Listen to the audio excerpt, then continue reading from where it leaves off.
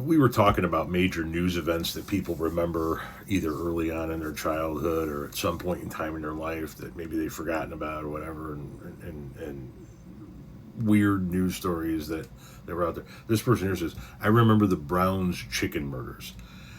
Yes, the Browns chicken murders. For those of you who don't know about the Browns chicken murders, the murders happened at a Brown's Chicken in Palatine, Illinois, in the northwest suburbs of Chicago, 40 minutes from here, maybe,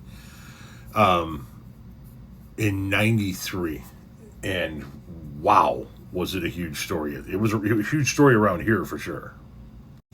On January 8th, 1993, two men walked into a brown chicken restaurant in Palatine, Illinois, and ended everyone inside. Palatine. The victims were the franchise owners, Richard and Lynn Ellenfeld, and their 5 employees.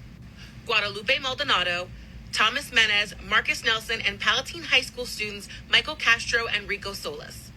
The killers had stolen just under $2,000 from the register and left the victims in the walk-in refrigerator, hoping that cold bodies wouldn't cause a smell.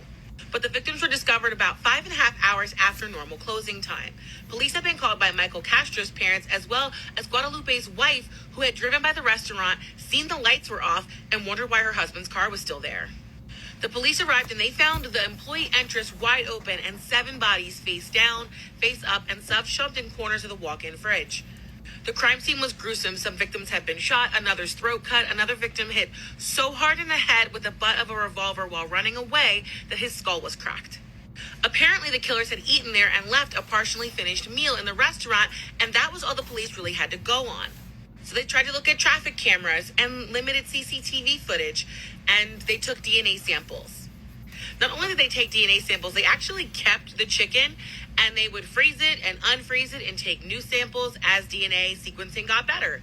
Despite that, though, the case remained cold for 10 years. That is until Ann Lockett, now England, came forward and told the police that she'd been dating one of the killers, and his name was James Degorski. She said that Degorski had threatened her that if she had ever spoken about knowing him or his partner, Juan Luna. Juan was a former employee, and it was his DNA that was on the chicken. So when they brought him in 2002, he confessed immediately, but then he recanted, saying that the police had coerced him by saying that they were going to get him deported. So it went to trial, and it took 5 years. Juan went to trial first on May 10th, 2007, and he was found guilty of all 7 murders, being that it was his DNA on the chicken that showed he was there just before the crime happened. He was given life in prison because the jury couldn't decide on the death penalty.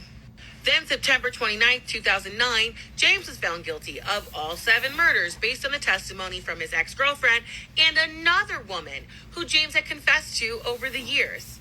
He was also given life without parole because the jury couldn't decide on the death penalty. Both of them are currently at the Stateville Correctional Center in Illinois. And as for Brown's Chicken, after the negative publicity, all of the restaurants tanked, and eventually all 100 locations around Chicago were shut down. In 2001, the building was torn down, and it became a dry cleaner frequently, and now it's apparently a Chase bank. Now, a few things. First, Brown's Chicken is back in business. One of the people who is in the Portillo's family bought it and resurrected it, so Brown's Chicken is most definitely back. If you're gonna murder 7 people, this is the second thing I would say. If you're gonna murder 7 people, don't brag about it to every woman that you're with. You're begging to be caught, dude. Begging. And then as for where they're located, that would be Statesville Correctional Facility in Joliet, Illinois, about 10 minutes east of me. I'm in Shanahan, Illinois. Joliet is the next town over. As a matter of fact, there are kids in our town that go to Joliet schools, and I mean it's right there. And Joliet is known for the prisons, right? I mean the old prison is now a tourist attraction. The prison Statesville, that's where John Wayne Gacy was. And various other significant Illinois criminals of note.